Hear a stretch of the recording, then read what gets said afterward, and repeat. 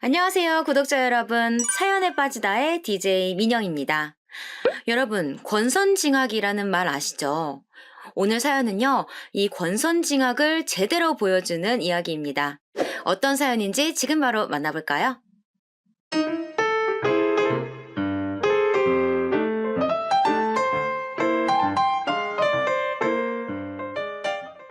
안녕하세요. 저는 경기도 수원에 사는 50대 여자입니다. 매일 사연을 듣기만 하다가 저한테도 영화에나 나올 법한 일이 일어나서 이렇게 제보하게 되었어요. 여러분, 권선징악 사자성어 아시죠? 저는 사실 어릴 때 학교에서 권선징악 얘기를 많이 들었으나 직접 경험은 딱히 해본 적이 없었어요. 생각해보면 너무 평범하게 살아서 그랬던 것 같기도 해요. 그런데 이번에 정말 말 그대로 나쁜 사람이 벌을 받고 착한 사람이 복을 받는 얘기가 저한테도 일어나서 제보하게 되었어요. 바로 저희 시댁과 관련된 내용이에요. 정확히는 아주버님 아내인 형님이요. 저는 사실 결혼할 때까지만 해도 이런 일이 일어날 줄 몰랐었거든요. 저는 그냥 남편과 대학에서 처음 만나서 연애하고 결혼했어요. 인생 첫 남자친구였고 남편도 제가 첫 여자친구였어요. 서로 신입생 동기로 만나서 그렇게 한 번도 헤어지지 않고 그대로 결혼하게 됐어요. 저는 어려서부터 정말 무던한 편이었어요. 정말 너무 평범하게 살아왔고, 결혼도 그냥 정말 무탈하게 진행되었어요. 양가에서도 같은 대학이고 오래 사귀었으니 서로 마음에 들어 하셨고, 남편도 저도 예민하지 않고 무난한 성격들이라 정말 평생 이렇게 재미없지만 고요하게 살아갈 줄 알았어요. 사실 제가 남편과 결혼을 결심하게 된 이유는 무심함 때문이에요. 제가 이런 얘기를 하면 제 친구들은 다정한 사람이 최고라고 하던데 저는 이상하게 남편의 무심함과 예민하지 않고 무던한 모습이 그렇게 좋더라고요. 아무튼 그래서 그렇게 시댁을 처음 인사 갔을 때가 기억나요. 남편은 아버지가 초등학교 때 돌아가셨다고 미리 저에게 말을 했었어요. 그래서 시어머니가 홀로 살아 계셨고 형이 한 명 있는데 그 형은 결혼해서 나가 산다고 했어요. 딱 저 말만 듣고서는 사실 걱정을 많이 했어요. 왜냐면 홀 시어머니는 힘들 수도 있다고 주위에서 그랬거든요. 그러나 시어머니의 첫인상은 굉장히 화끈하셨어요. 드디어 미영이가 우리 며느리가 되는구나. 진짜 가족이 되다니 너무 기쁘다. 오래 만났고 제가 남자친구 군대도 다 기다려주어서 시어머니는 저를 굉장히 예뻐하셨어요. 말은 그렇게 많지 않으셨지만 홀로 형제를 키워서 그런가 마냥 호락호락하지는 않으셨어요. 알고 보니 시어머니는 지방에서 혼자 큰 식당을 운영하고 계셨어요. 남편이 초등학교 다닐 때는 그냥 작게 동네에서 하는 백반집이었대요. 그런데 워낙 성격도 좋으시고 음식 맛도 좋으니까 가게가 점점 커져서 지금은 정말 큰 식당을 하고 계셨어요. 그 동네 사람이면 이름만 들어도 아는 그런 유명한 지역 맛집이요. 옆 지역에서도 놀러 오면 꼭 들르는 그런 큰 식당이었어요. 방송에도 몇 번 나와서 웨이팅까지 해서 먹는 그런 식당이랍니다. 사실 이 얘기를 했을 때 제가 친언니가 있는데 언니가 걱정을 많이 했어요. 식당을 하는 홀 어머니면 제가 수시로 찾아가서 식당 일을 도와줘야 하는 거 아니냐고 그랬었거든요. 하지만 시어머니는 저에게 단 한 번도 도와달라고 하지 않으셨어요. 애초에 제가 가서 도와주지 않아도 직원들이 워낙 많으니 제가 가지 않아도 됐었고요. 생각보다 많이 큰 식당이었어요. 저는 오히려 어머님 식당이 너무 커서 놀랐던 기억도 나요. 남자친구가 전혀 티를 내지 않아서 몰랐었어요. 남편의 형은 성격이 남편과 비슷했어요. 무난했다는 말이에요. 형제가 둘 다 예민하지 않고 말도 많지 않았어요. 그리고 아주버님은 매우 바쁘셨죠. 그래서 잘 볼 수가 없었어요. 이렇게 무난한 성격들 덕분에 시어머니는 홀로 형제를 키우면서 엄청나게 힘든 일은 없었다고 하더라고요. 그리고 뒤에서도 말하겠지만 사실 시어머니는 정말 최고랍니다. 제가 다른 복은 없어도 시어머니 복은 정말 많아요. 단순히 재력만 좋으셨던 게 아니고 성격도 정말 좋으셨어요. 이건 뒤에 가서 더 자세히 말씀드릴게요. 그런데 제가 시댁에 가서 제일 놀랐던 게 뭔지 아세요? 시어머니도 형도 남편도 평범했는데 형님, 그러니까 남편 형의 아내가 정말 놀라웠어요. 왜냐면 정말 제가 이제까지 봤던 사람 중에 제일 밝았어요. 저를 보자마자 어머, 동서될 분이세요? 정말 반가워요. 얼마나 제가 기다렸는지 몰라요. 하시면서 반겨주셨어요. 사실 이미 결혼한 친구들이 저한테 고부 관계보다 더 스트레스 받는 게 같은 며느리 관계라고 했었거든요. 그리고 언니도 저한테 형님이 이미 있다고 하니까 걱정했었어요. 제 성격에 당하고 살 수도 있다고 무슨 일 일어나면 자기한테 말하라고 했었죠. 그런데 저를 처음 보자마자 저렇게 반겨주셔서 저는 너무 행복했어요. 친언니한테도 자랑도 할 정도로요. 어머, 동서, 친언니가 있어요? 그럼 더 잘 됐다. 언니처럼 편하게 대해줘요. 형님은 정말 텔레비전에 나오는 연예인들보다 성격이 밝더라고요. 저는 낯을 굉장히 많이 가리는 편이라 시댁 가족들에게 어떻게 다가가야 하나 정말 걱정이 많았어요. 하지만 어머니도 저를 따뜻하게 맞이해 주시고 형님도 저를 반겨주시니 결혼 초반에 굉장히 기분이 좋았어요. 남편한테 듣기론 형님은 그 지역 토박이래요. 그래서 남편 어머니의 식당이 커가는 것을 다 직접 보고 자랐다고 하더라고요. 아주버님과도 아주 어렸을 때부터 알던 사이였고요. 그래서 시댁에 갈 때 형님이 있을 때와 없을 때는 확실히 분위기가 달랐어요. 시어머니가 혼자 산다고 제가 말했잖아요. 형님은 혼자 사시는 시어머니에게 정말 거짓말 안 하고 이틀에 한 번씩은 찾아갔대요. 찾아갈 때마다 먹을 것도 사가고 가서 어머님 마시는 것도 많이 사드리고 그랬다고 하더라고요. 시어머니가 혼자 주택에 사셨었는데 주택 사시는 분들은 아시겠지만 관리를 엄청나게 해줘야 하잖아요. 손이 너무 많이 가서 힘든데 그런 사소하게 챙겨야 하는 것도 형님이 하셨대요. 게다가 여행도 둘이 다녔대요. 제주도 여행을 시어머니와 며느리 둘이 가는 게 가능한 건가요, 여러분? 심지어 그런 제안들은 다 형님 입에서 나왔다고 하더라고요. 그렇게 지극정성으로 챙기니 저는 슬슬 눈치가 보이기 시작했어요. 저희 시어머니 성격상 저한테 절대 뭐라 눈치 주시는 분은 아니세요. 그래도 제가 아무리 묻어내도 바보가 아니잖아요. 형님이 매번 저렇게 나서니까 나도 같은 며느리 입장에서 눈치가 보였어요. 그 누구도 저에게 너도 좀 챙기라고 말하지 않았지만 그냥 저렇게 행동하니까 슬슬 불편해지더라고요. 친구들한테 말하니 형님이 고단수라고 하던데 그때는 그 말이 뭔지도 몰랐어요. 언젠가 너무 신경 쓰여서 남편에게 말했던 적이 있어요. 여보, 그런데 형님 저러시는 거는 아주버님이 시킨 건 아니겠지? 형이 누구한테 저렇게 시킬 사람 아니야. 그냥 형수 혼자 저러는 거야. 당신은 너무 저기에 신경 쓰지 않아도 돼. 무시하려고 해도 같은 며느리니까 조금 불편한 건 사실이야. 당신은 여자가 아니라 완전히 내 마음을 모르겠지만 말이야. 당신 나처럼 묻어난 줄 알았는데 아니네? 아니, 이 사람이 진짜 왜 이래? 장난이야. 그런데 정말 무시해도 돼. 형수 저러는 거 당신은 딱 보면 모르겠어? 어머니 가게 물려받으려고 저러는 거잖아.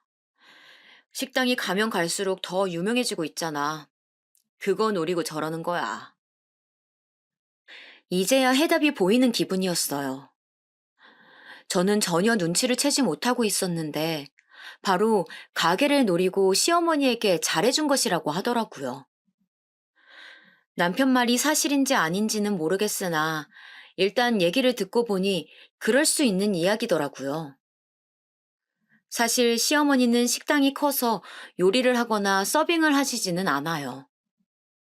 이미 직원들이 수십 명은 근무 중이라 정말 딱 계산만 하시거나 혹은 오픈 때랑 마감 때만 나가세요. 만약 형님이 가게를 이어간다면 고생은 안 하고 편하게 돈만 만질 수 있게 되는 거죠. 이미 다 키워놓은 가게니까요. 그리고 정말 날이 갈수록 커져서 다른 지역에서도 분점을 내자고 계속 식당에 찾아오곤 했어요. 이렇게 큰 식당을 물려받게 된다면 정말 말 그대로 돈다발 위에 앉게 되는 상황이었어요. 어쨌든 남편 말대로 저와는 상관이 없으니 나는 나대로 살아야지 생각했는데 이런 비교되는 마음은 제가 아이를 낳고 나서는 더 심해졌어요. 아주버님과 형님에게는 아들이 한 명 있었어요. 그리고 저도 몇 년 뒤에 똑같이 아들을 낳았고요. 같은 성별이라 둘이 친하게 지냈고 형님과도 자연스럽게 더 자주 만나게 되었어요. 아주버님이 워낙 바쁘다고 했잖아요. 그래서 집에 잘 없으셨어요. 형님이 우리 집에 놀러 오면 같이 애들도 공동 육아를 하고 밥도 먹이며 친하게 지냈었죠. 친언니한테도 형님이 잘 챙겨줘서 너무 좋다고 말했었는데 어느 날 남편이 저한테 그러는 거예요. 형수 진짜 대단해.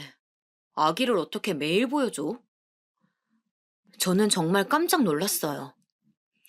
형님하고 일주일에 두 번은 만나는데 저한테는 시어머니 얘기를 전혀 하지 않았거든요. 제가 무슨 말이냐고 남편에게 물어봤더니 형님이 글쎄 시조카를 매일 시어머니에게 보여주고 있다는 거예요. 그것도 가게로 찾아가서 보여줬대요. 찾아갈 수 없으면 영상통화로 보여주고 있었다는 거예요. 안부 인사 겸 매일매일 연락한다던데 저는 정말 꿈에도 몰랐어요. 제가 형님에게 시어머니한테 언제 찾아가 볼까 얘기해도 그냥 아무 말 없이 웃길래 저도 그냥 넘겼었거든요. 저한테는 그래놓고 뒤로는 매일 시어머니를 찾아가고 있었다니 조금 배신감도 들더라고요.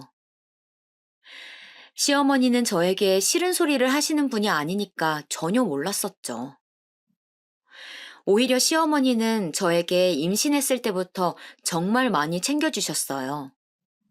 몸에 좋다는 온갖 귀한 음식들도 사주시고 용돈도 많이 주셨어요. 심지어 제가 부담스럽게 느낄까봐 다 남편을 통해서 전해주셨죠. 오죽하면 제가 친정 엄마께 시어머니 자랑도 했어요.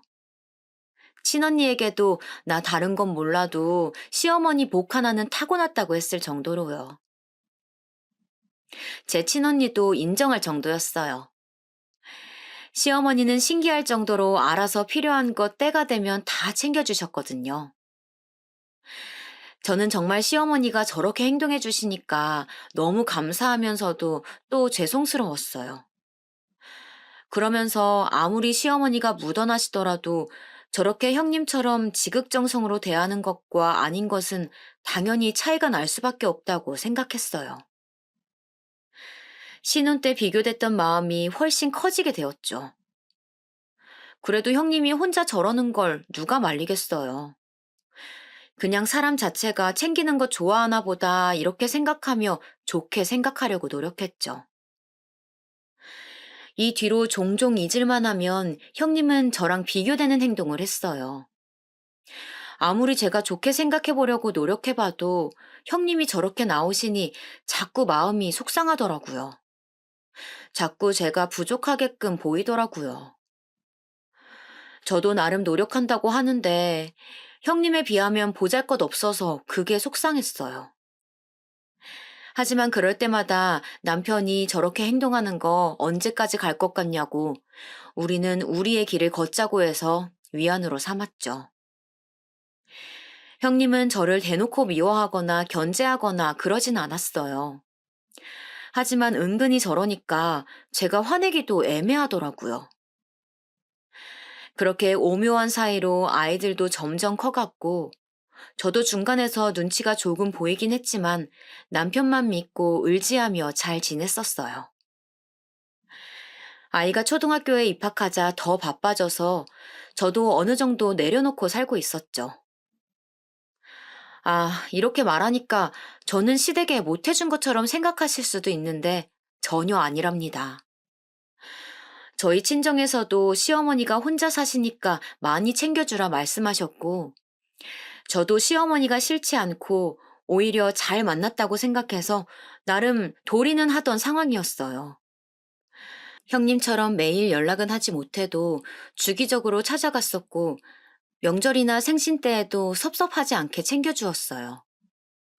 다만 형님처럼은 못해줬다 이거죠. 둘이 여행을 간다거나 그런 거요. 저도 나름 노력을 하고 있었지만 정말 저렇게 과하게 행동하는 사람이 나오면 어쩔 수 없이 비교가 되니까 그게 힘들었다는 말이랍니다. 그리고 얘기가 나와서 말인데 저는 시어머니를 정말 좋아해요. 제가 진짜 다른 건 몰라도 시어머니 복은 확실히 있는 편이라고 자부해요. 제 성격이 워낙 조용하고 내성적이어서 때때로 형님 기분을 따라가기 힘들었는데 시어머니는 단 한 번도 비교하시거나 그러지 않으셨어요. 사실 당연히 사람이니까 자기한테 잘해주는 사람이 좋잖아요.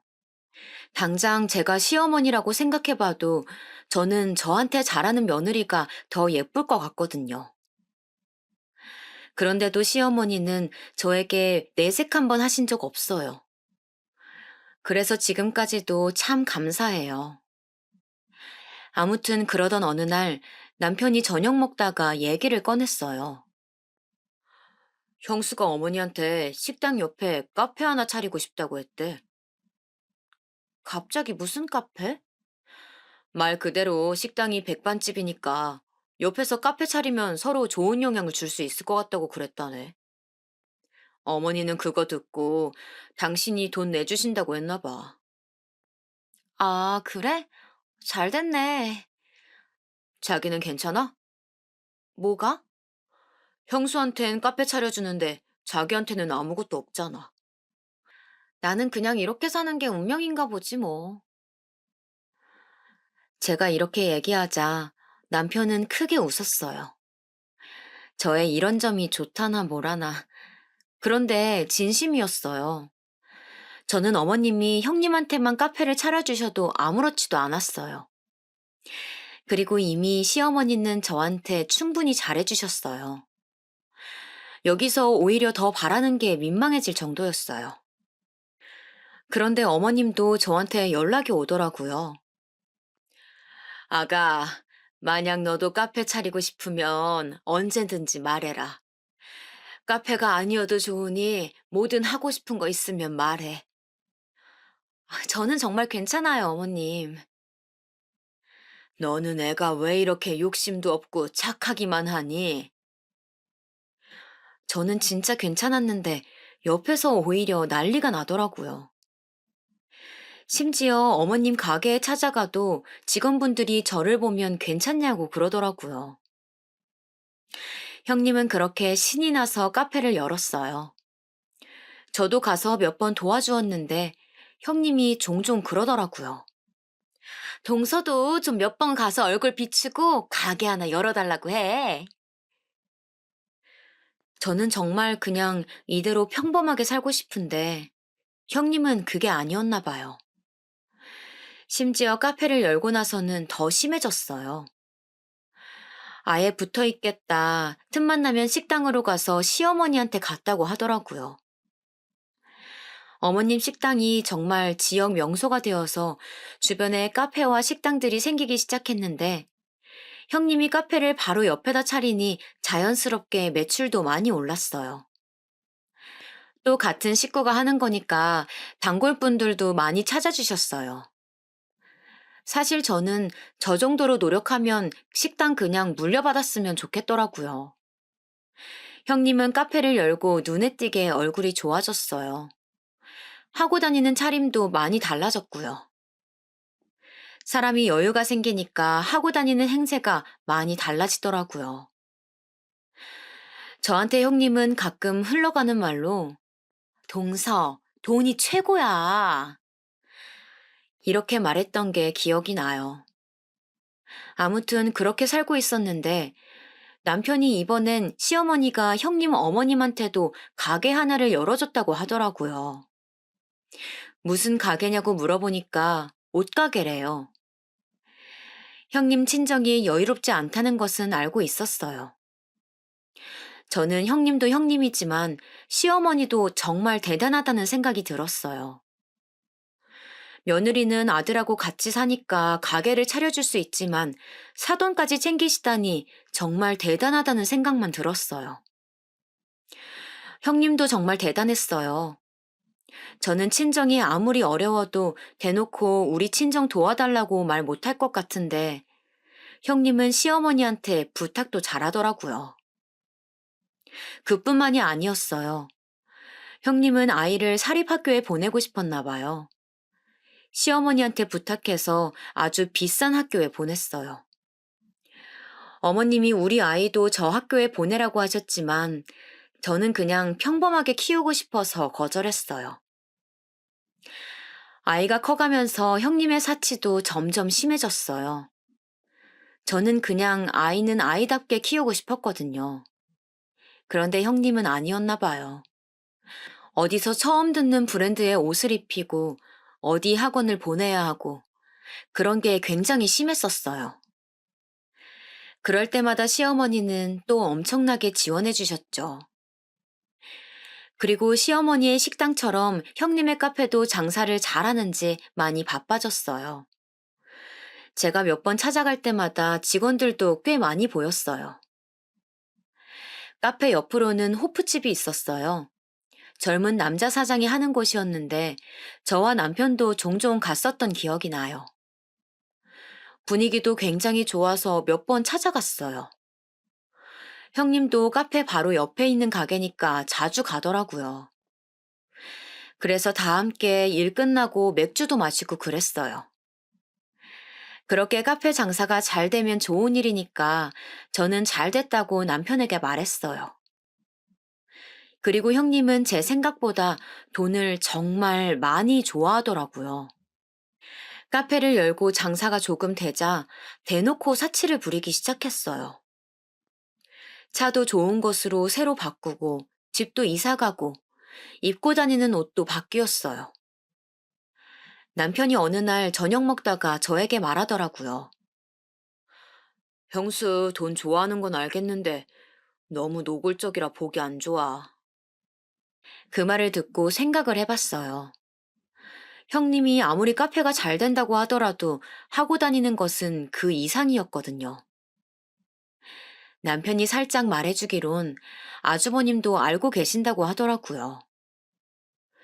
물론 버는 만큼 쓰는 것은 중요하다고 생각해요. 하지만 그 정도가 심하게 지나치니까 보기 안 좋았어요. 심지어 어머님 식당에 가서도 주인 행세를 하기 시작했다고 해요. 그래도 어머님이 그 지역에서 몇십 년 동안 키워온 식당인데 좀 너무하다고 생각했어요. 어머님이 자기한테 카페도 차려주고 친정에도 옷가게를 차려주니까 완전 자기 세상이 된 거죠. 형님은 그것을 숨길 생각도 하지 않았어요. 오히려 자기가 돈이 많으니까 여기저기 자랑도 많이 했고요. 여행도 정말 많이 다니더라고요. 이상했던 건 그렇게 놀러 다니는데 아주버님하고 시조카는 같이 데리고 다니지 않는 거예요. 혼자 뭐가 그리 좋은지 잘 놀러 다니더라고요. 카페가 잘 되면서 시어머니를 찾아가는 것도 빈도가 많이 줄었다고 해요. 남편은 그걸 보고 저럴 줄 알았다고 이야기하더라고요. 시어머니는 내색조차 하지 않으셨고요. 그래서 시조카가 오히려 종종 우리 집에 와서 같이 밥도 먹곤 했어요. 제가 엄마는 어디 가셨냐고 물어봐도 시조카는 그때마다 모른다고 하더라고요. 도대체 뭘 하고 돌아다니길래 애도 방치하고 저러는 건지 의아했어요. 그렇게 노골적으로 잘하더니 이제 받을 만큼 받으니까 저러고 돌아다니는 건가 생각이 들었어요. 우리 가족만 그렇게 생각한 것은 아니더라고요. 제가 식당에 가서 일손을 도우려고 하면 오히려 단골 손님들이 저에게 말씀해 주셨어요. 둘째가 제대로 된 사람이지. 첫째 며느리는 이제 살판난 게 보여. 그럴 때마다 저는 그냥 웃기만 했어요. 그러면서 한편으로는 시어머니가 상처받지 않으셨으면 좋겠더라고요. 그러던 어느 날 아이가 학교에서 돌아와 간식을 먹이고 학원에 보내자마자 연락이 왔어요. 동서, 지금 어디야? 큰일 났어. 어머니가 갑자기 쓰러지셨어. 빨리 병원으로 와. 주소 문자로 보내줄게. 형님의 전화였어요. 어머니가 쓰러지셨다길래 너무 놀라서 일단 남편에게 전화로 상황 설명을 했고 바로 병원으로 달려갔어요. 도대체 이게 무슨 일인가 너무 놀랐어요. 정말 손이 덜덜 떨려오더라고요. 설마 돌아가시는 건 아니겠지 생각하며 마음 졸였죠. 택시를 타고 불이 나게 달려간 병원에는 형님 혼자 있었어요. 그런데 평소와 달리 형님은 침착하더라고요. 오히려 제가 더 놀라서 당황한 채로 여기저기 이상은 없냐고 간호사들에게 물어보고 있었어요. 1인실로 옮기고 겨우 진정하고 있는데 의사 말을 들어보니 원인은 아직 모르겠으나 일단 깨어날 때까지 기다려달라고 하더라고요. 검사 결과를 보니 막 엄청나게 몸에 이상은 없지만 깨어날 때까지 옆에서 간호는 필수라고 말을 하길래 알겠다고 했어요. 바로 남편에게 전화를 걸어 상황 설명을 하고 병실로 들어왔는데 형님이 저한테 말을 하는 거예요. 형님은 확실히 평소와는 달랐어요. 저는 정말 다른 사람인 줄 알았어요. 동서, 나는 어머님 간호 절대 못해. 정말 죽어도 못해. 동서가 좀 했으면 좋겠어. 내가 500만 원 줄게. 그걸로 간호 부탁해? 내가 그동안 어머니한테 잘했던 거 알지? 이제 동서가 좀 노력해봐. 저는 저 말을 듣자마자 너무 당황스러워서 아무 말도 하지 못하고 형님만 바라보고 있었어요. 내가 그동안 얼마나 고생했는데. 노인네 매일 찾아가고 옆에서 가게 하면서 챙기고 둘이 여행 가느라 얼마나 스트레스 받았었는데. 아, 잘 됐다. 설마 동서, 어디서 본 건 있어가지고 유류분 주장할 거 아니지? 사람이 그렇게 살면 안 돼. 어머님 식당이 생각보다 정말 매출이 좋더라. 얼마나 돈이 되겠어. 그동안 고생했던 거 보상받을 생각하니까 너무 좋다, 동서. 도대체 언제 가시나 했더니 이제 가시네. 제가 알던 형님이 맞나 싶어서 정말 아무 말도 하지 못하고 있었어요. 이제까지 그렇게 시어머니를 챙긴 사람이 맞나 싶었어요. 정말 지극정성으로 챙기더니 막상 시어머니가 쓰러지니까 저렇게 나오는 거예요. 제 남편 말대로 정말 재산을 노리고 행동한 게 맞았어요. 동시에 정말 괘씸한 마음이 들었어요. 시어머니가 형님에게 해준 게 얼만데 저러는 건지 정말 너무하다고 생각했어요. 시어머니가 받기만 한 것은 아니잖아요. 형님한테 카페도 차려주고, 아니 심지어 형님 친정 가게까지도 차려줬는데 어떻게 저럴 수가 있죠? 그리고 시어머니는 며느리들에게 정말 잘해주셨어요. 제가 생각할 때는 오히려 아들들보다 며느리들에게 더 잘해주셨던 것 같아요. 단순히 물질적으로만 지원해준 것도 아니고, 저는 살면서 제사나 명절 때문에 스트레스 받았던 적 한 번도 없었어요. 항상 시어머니는 귀찮은 거 절대 시키지 않으셨거든요. 오히려 저희에게 힘든 거 있으면 말하라고 하셨죠. 그리고 시어머니는 저희 친정에도 정말 잘해주셨거든요. 형님 친정에 가게 차려주시면서 저에게도 넌지시 물으셨어요. 물론 저는 괜찮다며 거절했지만 시어머니는 한 달에 한 번은 저희 친정에 선물을 보내셨어요. 이 외에도 제가 현실적인 고민으로 힘들어할 때 정말 많은 도움을 주셨어요. 저는 물론 남편이 좋아서 결혼한 거지만 시어머니와 가족이 되어 즐거웠어요. 정말 저에게 시어머니는 그런 존재였어요. 제 친구들도 저희 시어머니 같은 분 없다고 하셨거든요. 그런데 시어머니한테 그렇게 받을 거 다 받아놓고 저러면 안 되지 않나요? 저는 또 할 말은 제대로 하는 성격이라 바로 형님에게 말했어요. 형님, 그건 아닌 것 같아요. 어머님 간호야 제가 할 수 있지만 그런 식으로 말씀하시면 안 되죠. 뭐야, 이제 와서 착한 척해? 왜 이래? 그동안 나만 가게 열어서 배 아팠구나? 그러니까 이번에 잘하라는 거야. 조언해주는 건데 왜 그래? 진짜 인간이 어떻게 저럴 수 있나요? 아주버님과 남편도 병원에 도착해서 들어왔어요. 무슨 일이냐고 묻길래 의사가 말한 대로 원인은 모르겠으나 눈 뜨실 때까지 일단 기다려야 된다고 말했어요. 다행히 몸에 긴급한 병이 있는 것은 아니니 안심하라고도 말했죠. 저는 형님이 저렇게 말했다는 것을 남편에게 말할지 말지 정말 고민이 많았어요. 하지만 확실했던 것은 저런 소리를 들어버린 이상 시어머니 간호는 제가 해야겠다고 생각했어요. 일단 남자들을 돌려보내고 제가 형님에게 말했어요. 형님, 돈 안 주셔도 돼요. 어머님 간호는 제가 할 테니까 가서 일 보세요. 동서, 이래놓고 나중에 딴소리 하면 안 돼. 알지? 저는 재산 필요 없어요. 식당 물려받을 일도 없고요. 정말 궁금하시면 남편한테 가서 물어보세요. 정말 진심이었어요. 형님도 나가고 시어머니를 보는데 마음이 아팠어요. 남편이 빨리 죽고 혼자 얼마나 힘드셨겠어요. 작은 백반 가게에서 저렇게 지역 맛집이 될 때까지 얼마나 고생하셨을까요? 또 며느리가 저렇게 앞뒤가 다를 줄 누가 알았겠어요?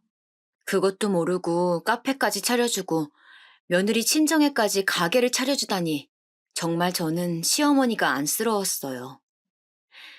지금의 그런 호탕하신 성격도 어쩌면 혼자 힘들게 사셨으니 만들어진 성격이라고 저는 생각해요. 자식들에게 절대 짐이 되는 분도 아니고 오히려 잘해주려고 노력하시는 분이거든요. 며느리들한테는 더욱 잘해주시죠. 형님이 저렇게 뒤통수를 치다니 제가 더 화가 나서 온몸이 부들거리더라고요. 남편에게 말하지는 않았어요. 왜냐면 그냥 저 혼자 알고 싶었어요. 형님이 저렇게 앞뒤 다르다는 것을 남편도 어느 정도 눈치채고 있었으니 굳이 나서지 않았어요. 그러면서 저는 시어머니가 그냥 이 사실을 모르셨으면 좋겠다고 생각했어요. 그리고 시어머니는 무슨 병이 있으셔서 쓰러지신 게 아니고 정말 원인 불명으로 의식이 없으신 상태였어요. 그래서 얼핏 보면 주무시는 것 같았죠. 의사 말에 의하면 그냥 정신적 충격을 받아 잠시 잠이 든 상태라고 하더라고요. 암에 걸렸다던가 뭐 특별히 어디가 안 좋아서 쓰러지신 건 아니고 정말 정신적인 문제라고 했어요. 스스로 일어나실 때까지 기다려달라고 하시더라고요. 그래서 간호는 딱히 힘들지는 않았어요. 오히려 너무 심심해서 아들도 병원으로 종종 불러서 할머니에게 말 걸어보라 하고 그랬어요.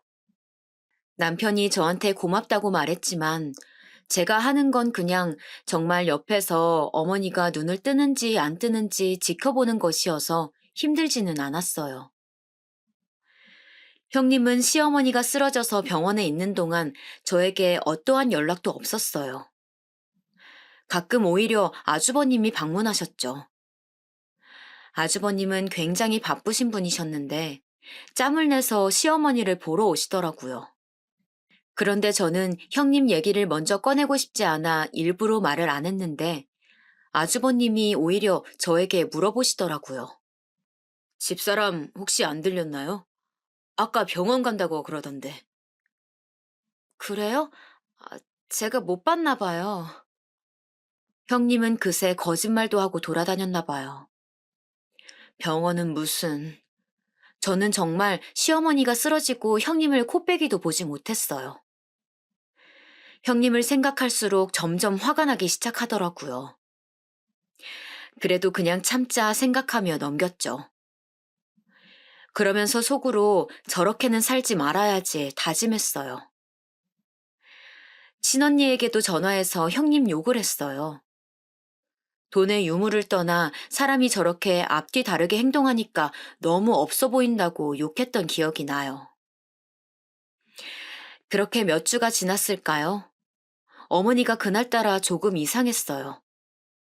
부정적으로 이상하다는 건 아니에요. 뭔가 평소와는 달랐어요. 손가락이 그날따라 움직이는 기분이 들었어요. 그리고 뭔가 표정도 다른 기분이 들더라고요. 마침 형님이 그때 전화가 오길래 얼떨결에 받아서 그대로 말했더니 자기가 오겠다고 하는 거예요. 그래서 알겠다고 하고 기다렸어요. 그리고 아주버님과 제 남편에게 또 차례로 전화해서 어머님 상태를 설명했죠. 제일 먼저 형님이 병원으로 왔어요. 형님 얼굴도 정말 오랜만에 보는 거였죠. 형님은 도착해서 저를 보고도 그냥 지나치더니 간호사한테 가서 상황을 설명하더라고요. 사람이 변해도 어떻게 저렇게 변할 수 있을까요? 그리고 정말 기적적으로 시어머니가 눈을 뜨셨어요. 어머니!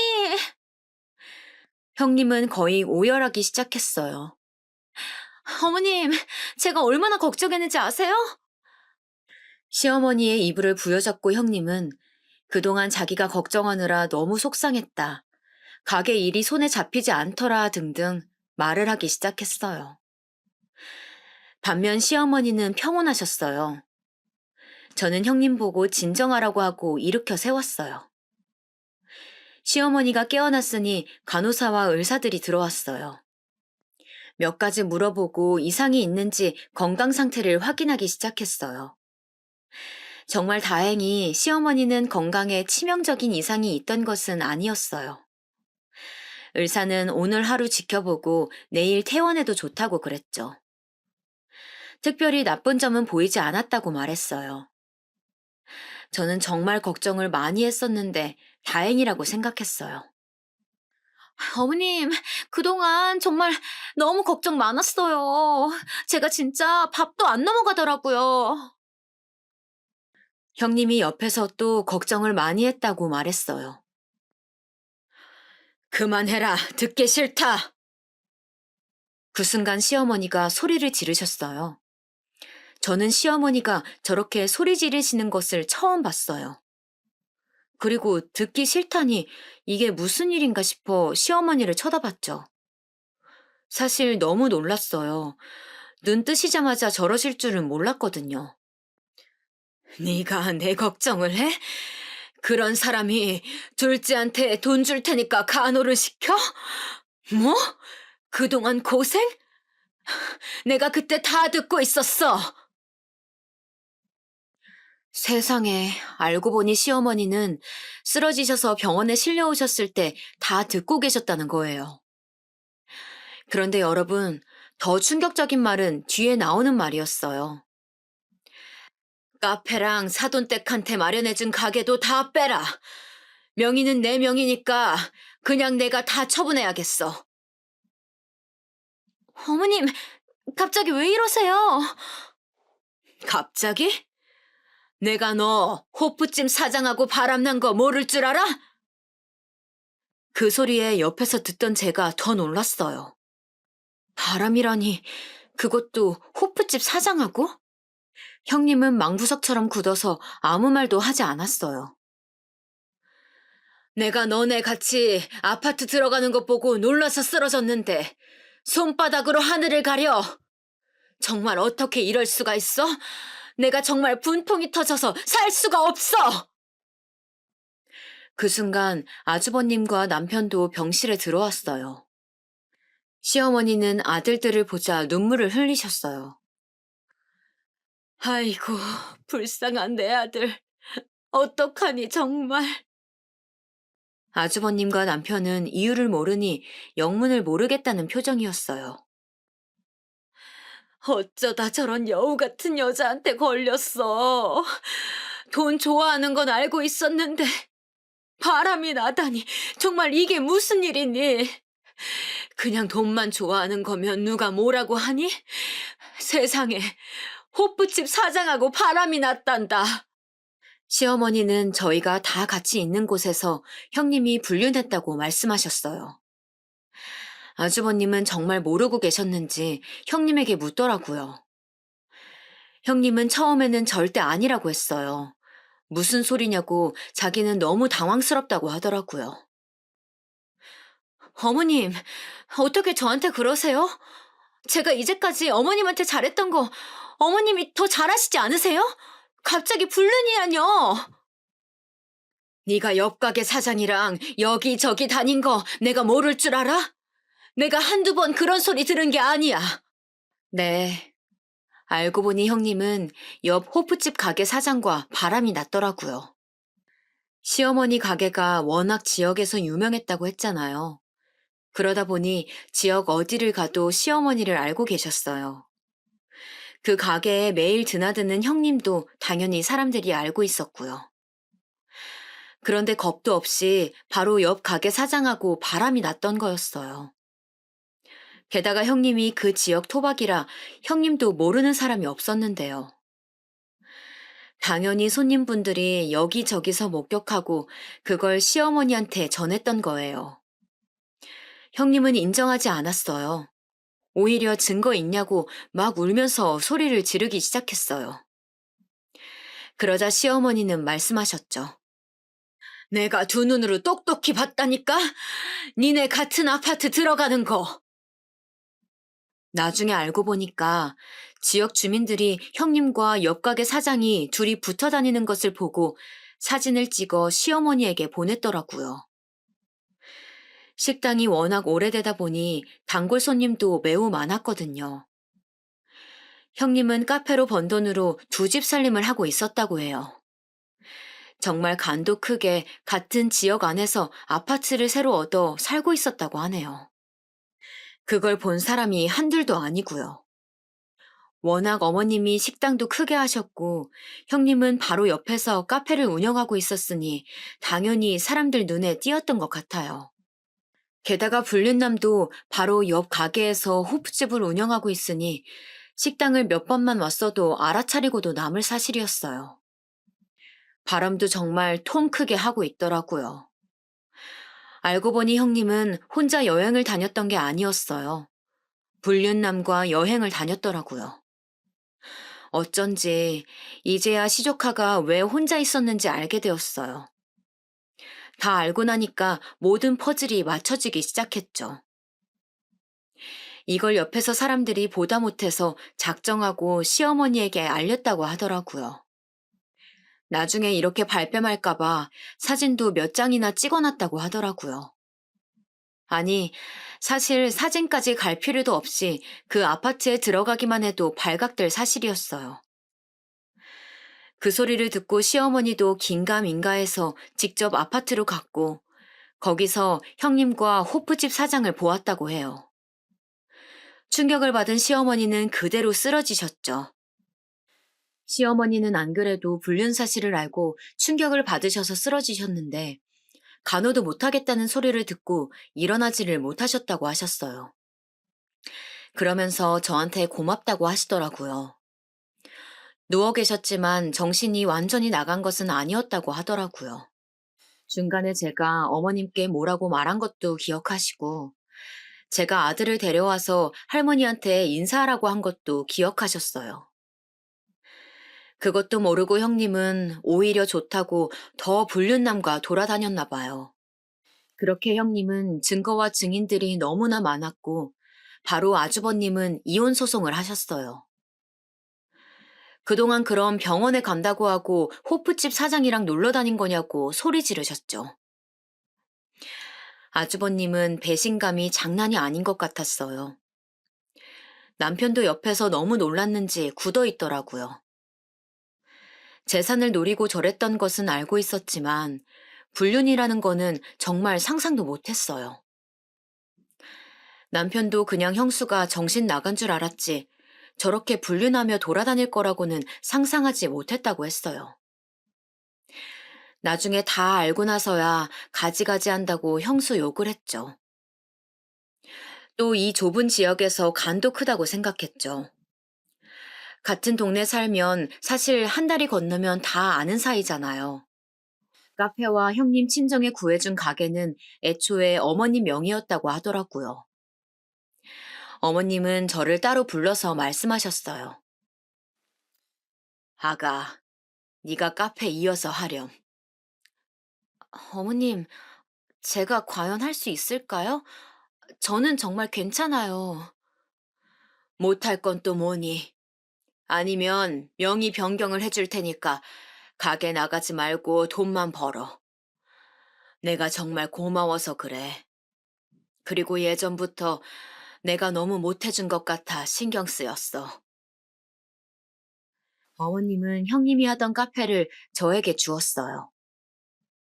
사실 얼떨결에 운영하게 된 거라 아직 많이 부족해요. 제가 직접 나가서 뭘 하지는 않고 문만 여닫고 있어요.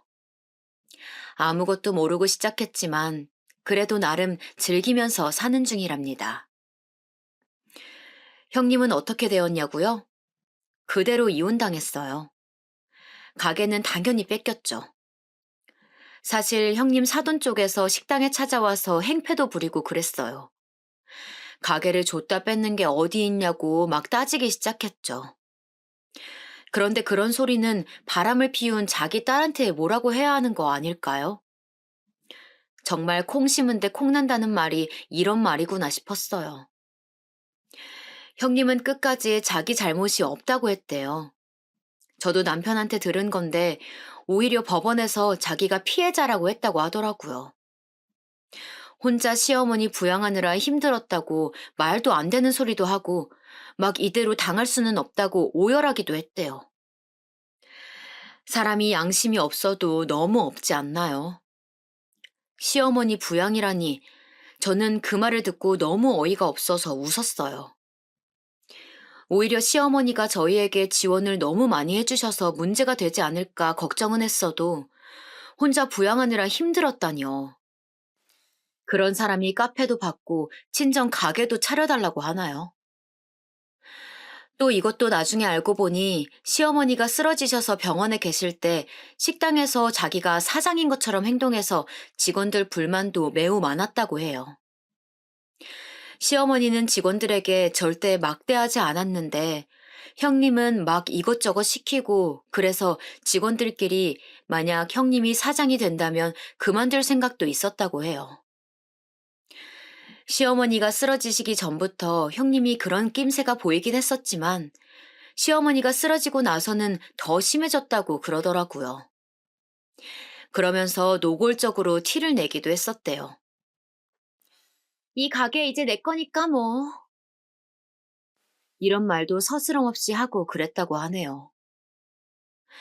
정말 사람이 양심이 없어도 너무 없어요. 또 공판에서 들은 내용으론 애초에 시어머니한테 잘했던 이유도 재산을 받아서 바람난 남자와 둘이 살려고 했다고 하더라고요. 일부러 카페도 그래서 그 사장 옆에 얻은 거였죠. 둘이 원래부터 알던 사이라고 하더라고요. 형님은 그 지역 토박이였고 남자도 토박이였대요. 어릴 때부터 아예 아주버님과 결혼하기 전부터 알던 사이라고 하더라고요. 그리고 정말 충격적이었던 사실은 그냥 결혼 자체가 돈 보고 결혼한 것이라고 하더라고요. 어릴 때부터 그 지역에서 자란 토박이였잖아요.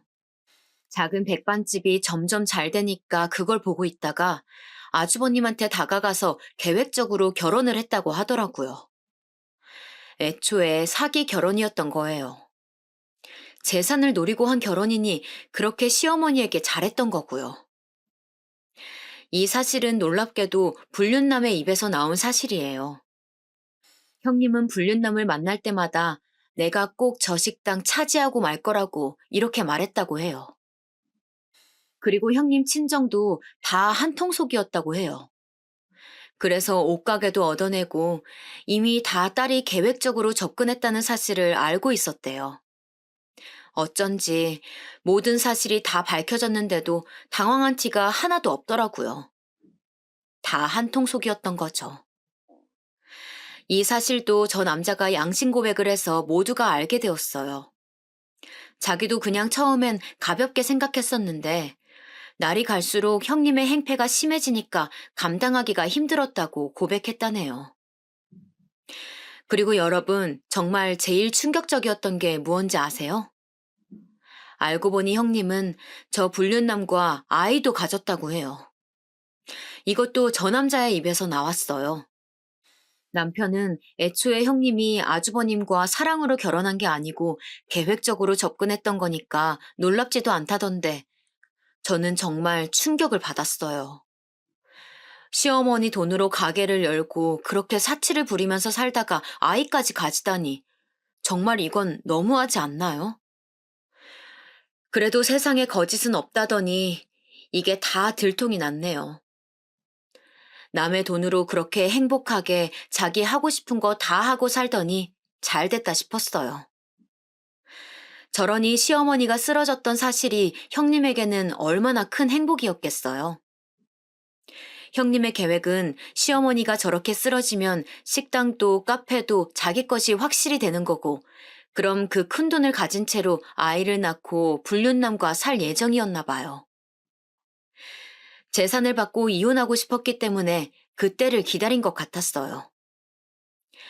하지만 다행히 시어머니가 그 사실을 알게 되었고, 그렇게 형님은 재산도 받지 못하고 이혼당해서 지역 자체를 떠나게 되었어요. 더 이상 살 수가 없었죠. 어디를 가도 다 아는 사람들이었으니까요. 이 사건 이후로 저도 한동안은 돌아다니면서 질문을 받느라 너무 힘들었어요. 그래도 저는 당당하니까 잘 돌아다녔죠. 하지만 어딜 가도 우리 집 얘기가 나오니 힘들긴 했어요. 제가 힘들어하니까 오히려 시어머니는 저를 위로하셨어요. 아가, 다 무시하렴. 정말 저희 시어머니 대인배 아닌가요?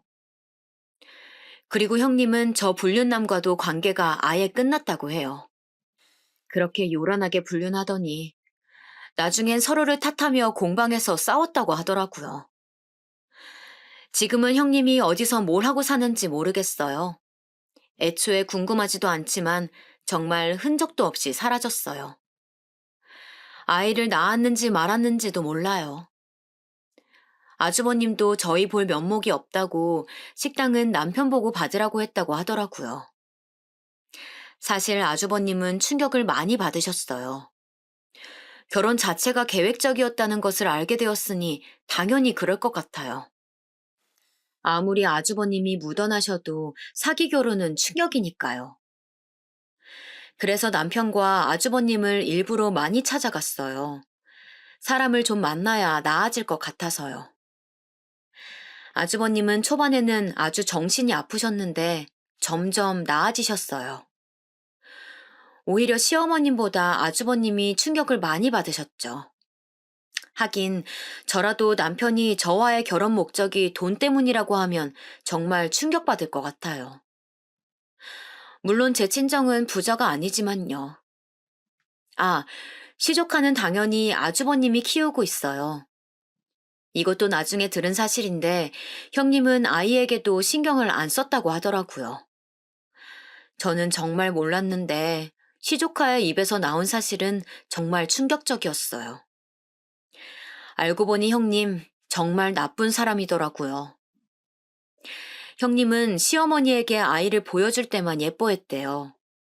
만약 시댁에 가지 않는 날에는 밥도 제대로 차려주지 않았다고 해요. 배고프다고 하면 알아서 먹으라고 했대요.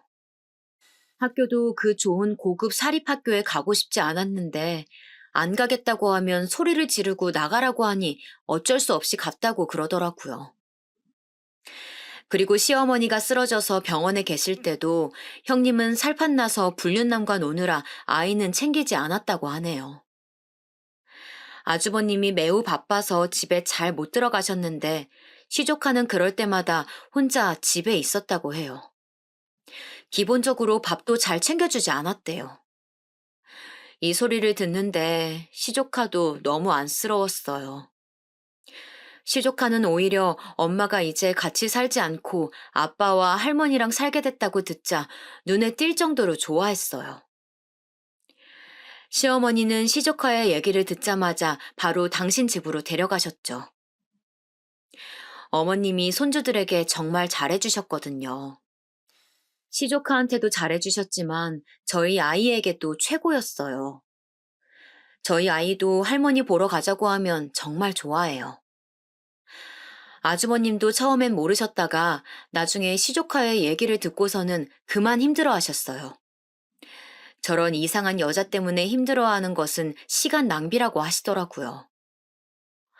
이 사건을 겪으면서 저는 정말 그냥 착하게 사는 게 최고라고 느끼게 되었어요. 그리고 거짓말은 결국 들통난다는 사실도 다시 한번 깨닫게 되었고요. 그 뒤로도 시어머니는 저에게 틈만 나면 잘해주려고 노력하셨어요. 제가 친언니가 있다고 했잖아요. 언니와 함께 운영하라고 요즘 유행하는 대형 카페도 따로 차려주셨어요. 그렇게 저는 얼떨결에 카페 2개를 운영하게 되었네요.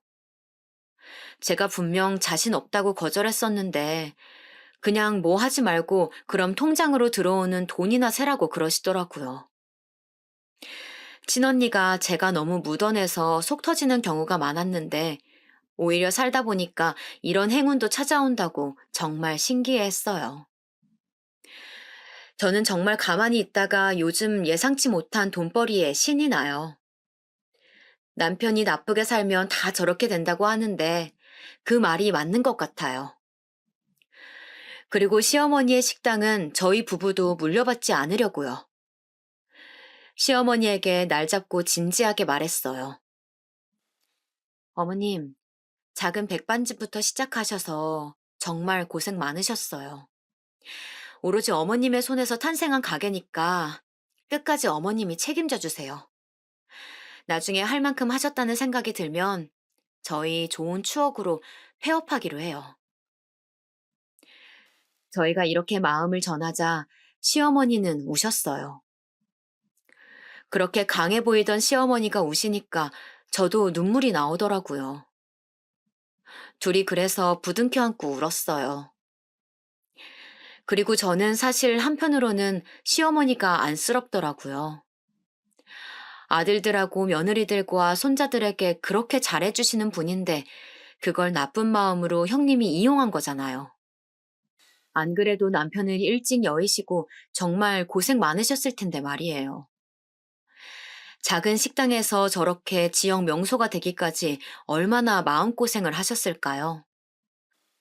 그래도 힘든 티 절대 안 내시고 저희를 항상 더 챙겨주시려고 노력하셨거든요. 저희 시어머니가 싫은 소리 하는 것을 본 적이 없어요. 오히려 더 해주지 못해서 안달이신 분이세요. 저렇게 좋으신 분인데 정말 너무 마음이 쓰이더라고요. 저도 배신을 당해본 적은 없지만 상상만으로도 가슴이 찢어지더라고요.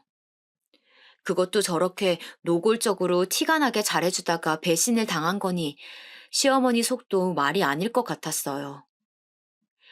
그래서 저도 제가 마음에서 우러나와서 시어머니에게 더 잘하려고 노력하고 있어요. 형님처럼 목적을 가지고 잘하는 게 아니고 정말 우리 시어머니 너무 좋으신 분이니까 제가 하고 싶어서 그러는 거예요. 그리고 워낙 제 성격이 내성적이라 형님처럼은 못해요. 그냥 평소보다 연락 한 번 더 드리고 얼굴 한 번 더 찾아뵙고 그러는 거죠. 남편도 제가 시어머니에게 잘하니까 제 친정에 더 잘하더라고요. 그걸 보면 제가 더 잘하고 그런 선순환이 계속되었어요. 결혼 생활이란 게 서로 이렇게 최선을 다하면 좋은 결과를 가져오는 것 같아요. 그리고 과유불급이라고 하잖아요. 형님도 돈 때문에 그랬던 건데 저는 앞으로도 이렇게 욕심내지 않고 그냥 제 현재에 만족하면서 살아가려고 해요. 남편과 아들과 행복하게 살고 있고 시어머니와도 형님이 없어지니까 더욱 사이가 좋아졌어요. 중간에서 튀는 사람이 없으니 오히려 편해지더라고요. 시어머니도 오히려 형님이 나가니까 편해지셨대요. 제가 조심스럽지만 천천히 다가가는 게 너무 보기 좋다고 어찌나 칭찬하시던지요. 저는 오히려 그렇게 칭찬해 주시니 몸둘 바를 모르겠더라고요. 이렇게 우리 가족에게 중간에 살짝 시련이 있었지만 결과만 보면 저희 정말 행복해졌어요. 서로 진심을 알게 되니까 예전보다 훨씬 분위기도 유연해졌고요. 이제 살면서 큰 걱정 없이 살 수 있을 것 같아요. 지금까지 제 얘기 들어주셔서 감사합니다. 날씨가 이제 기온도 많이 내려갔어요. 건강관리 유의하시고 행복한 연말 준비하세요. 감사합니다.